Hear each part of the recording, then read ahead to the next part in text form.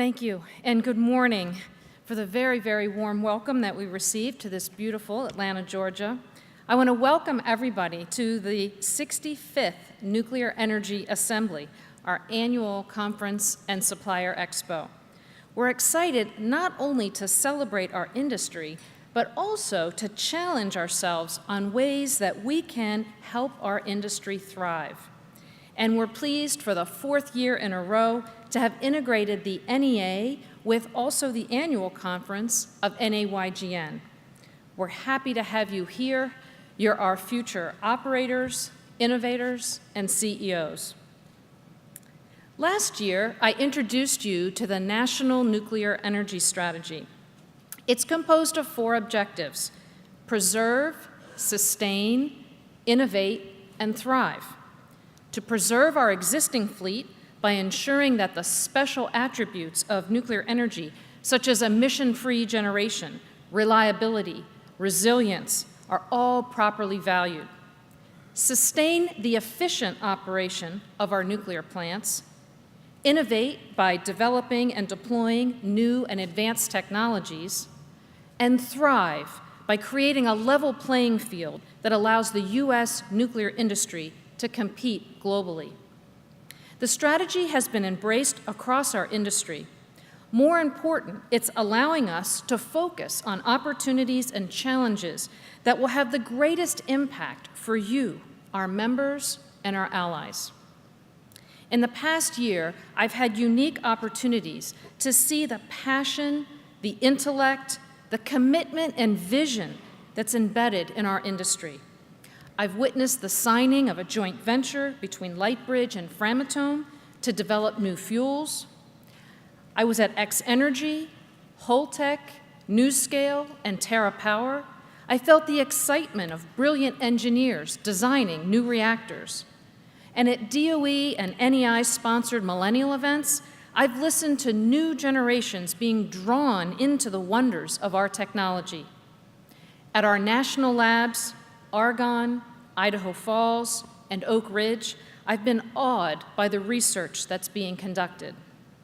And in Connecticut, Maryland, Ohio, New Jersey, I've presented the case to preserve our fleet to thoughtful and concerned legislators. I can go on, common to everything I've witnessed, and I'm sure you can have more examples, is the fact that we're bound by a central mission. We need a healthy domestic nuclear industry to keep the lights on, to keep air pollution in check, to keep thousands of people in good-paying, year-round, long-term jobs, to keep local budgets funded, to drive exports to a global market, and to convert concepts into breakthrough technologies. The good news is that federal and state legislatures and policymakers do recognize that there's a problem and are working to save these valuable assets. On the federal side, we have supportive administration. In fact, you could see that in Secretary Perry's video just a few minutes ago. And to some extent, we have a supportive Congress. While the federal government moves in a deliberate way to alleviate some of the market imbalances, much action now is at the state level. With nuclear power plants in 30 of our states, many of them are recognizing how vital these assets are in meeting environmental goals, driving local economies, and providing energy security. And states are acting more nimbly to preserve their nuclear plants for those very reasons. 3 years ago, there was about a dozen nuclear-related bills in state houses. This year, there are over 100. And even in states without nuclear plants, nuclear is part of the debate. It's a debate on clean technology, carbon, smart grids, reliability, and resilience. Meanwhile, our efforts to sustain the nuclear fleet are driving us towards smoother, more efficient operations. Our nuclear fleet continues to be exemplary. We had a 92% capacity factor in 2017. And the efficiencies mean we're producing more electricity with these 99 reactors than we ever have before. In fact, it would take 140 reactors in the 1980s to produce as much electricity as our 99 reactors do today. And our average generating costs have fallen for the last 5 years in a row, nearly 19% lower since their peak in 2012. And part of that drop is because of our continued search for operating efficiencies. For the past 2.5 years, an industry initiative called Delivering the Nuclear Promise has sought to spread best practices. We've so far identified 67 steps, creating the potential to cut costs across the industry by $1.6 billion. Another expense is regulatory costs. Our industry pays about 90% of the NRC's budget. As the industry changes, so must the NRC. And the NRC has begun its efforts to transform. These efforts will risk inform the regulation under which we operate and make them and us more efficient in the process. And in fact, we look forward to hearing from Chairman Savinicki shortly. But I don't want to create the illusion that things are rosy. Each victory has required very hard work. Our battles have been hard fought, and we have a long way to go on this journey together. Yes, some of the nuclear plants, even the best performing ones, are in trouble. 6 plants have shut down prematurely in the past 5 years, and a dozen or more are at risk. The market is forcing us to make fundamental choices. Do we want to preserve diverse electric system? Do we want to be prepared when fossil fuel prices change again? When weather extremes create competing demands for natural gas or freeze the coal piles? Do we want clean air? Do we want to sustain the industrial base and talent base that's linked to our national security? At our conference over the next day and a half, these are the questions that will be considered. Together, we're going to explore how we can move forward to capitalize on opportunities, address our challenges, and continue to drive the outcomes to protect and reinvigorate the U.S. nuclear industry. There are 3 things that I want to leave you with today. First, the need for our continuous efforts to ensure that nuclear is valued for the contributions that we offer, to get credit for what we provide to the grid and to our society. Second, the need to build on our winning streak, to act with urgency in a unified force to help keep pressure on policymakers and policy influencers to act. And finally, I want to leave you with the understanding that the future is, in fact, right in front of us. Advances in new technologies are not decades away. No, in fact, they're happening today. Earlier this year, I participated in a conference sponsored by MIT. It was called Realizing the Value of Nuclear Energy. There were maybe 40 people there or so, and it was a diversity of views that really impressed me. There was someone from Senator Whitehouse's office, a Union of Concerned Scientists representative, our friends Laura Holgate and Ken Luongo, who will be joining us here today, someone from the Hewlett Foundation, and another person from an environmental NGO from Minnesota. A very impressive roster. Of course, not everybody agreed on everything, and the fact that they all were willing to come together to consider the basic proposition of nuclear energy's value, and that single fact that they did all agree on, that was what was important. At NEI, we're committed to bringing diverse people together to understand and advocate for nuclear energy. The simple fact is that for decades, we've believed that by operating our plants safely and efficiently and reliably, quite frankly, doing our jobs, that we would have the necessary support that we needed to be successful in business. The situation we currently find ourselves in proves that that is not enough. In order to preserve our existing fleet and usher in new technologies, we need to expand dramatically the number and types of organizations and people that recognize the value and the promise of nuclear energy. If we are to survive and to thrive, we need to find ways to engage with other influential voices that can advocate for us on these issues. Central to the National Nuclear Energy Strategy is what we're calling imperatives. The illustration here shows the 7 imperatives that frame our approach. These are the ideas, the causes, the aspirations in which nuclear energy is either a means to achieve an end or in which nuclear energy is an example of some sort of greater mission or purpose. Let's start with jobs and infrastructure. There are 475,000 jobs associated with our industry.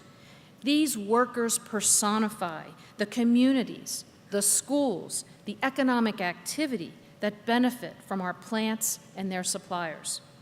And then there's national security, which is strengthened when we export our nuclear technology to other nations and we open a century-long relationship with those nations. Let's turn to regulatory efficiency. We're another example of an industry that requires an efficient regulatory system that prioritizes safety but does not overburden operations and stifle innovation. Innovation is defined by the ingenuity and aspiration of new generation of entrepreneurs seeking to be stewards of new nuclear technology. Moving to air quality and sustainable development, just ask Bill Gates, and he'll tell you that nuclear energy is a gateway to raise from poverty the 1.2 billion people who lack access to electricity. Climate change is obvious. Nuclear's central attribute as emissions-free is essential to any viable path to reduce carbon in our atmosphere. As Dave Roberts from Vox recently wrote, when an operating nuclear plant shuts down, a big chunk of carbon-free energy is lost. There's just no way to spin that as a good thing.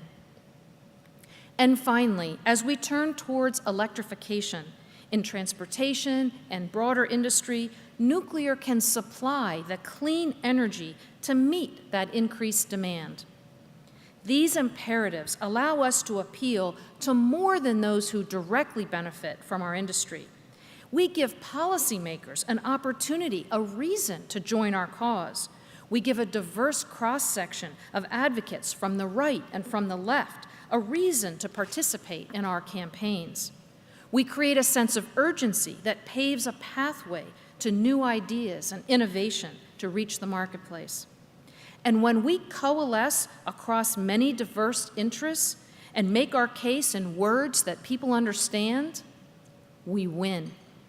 And we have, in fact, had successes to celebrate. Let me just mention a few.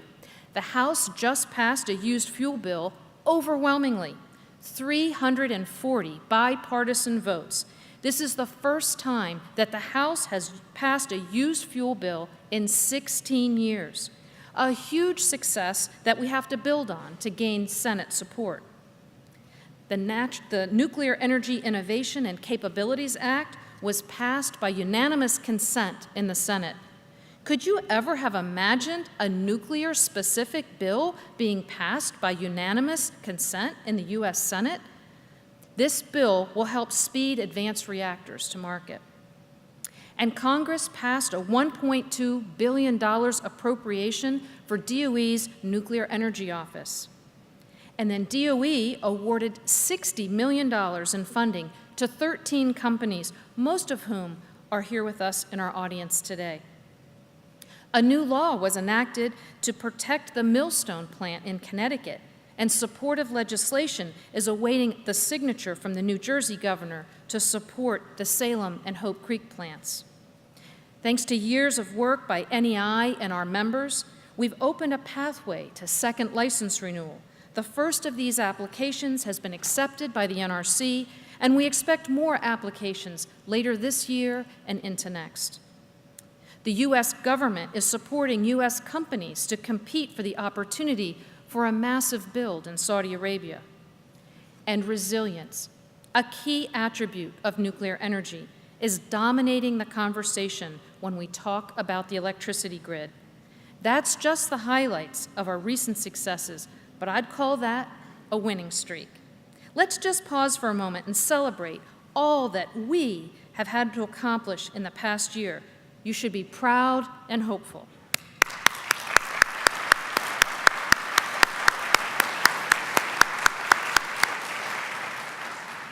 And finally, I want to speak about our future.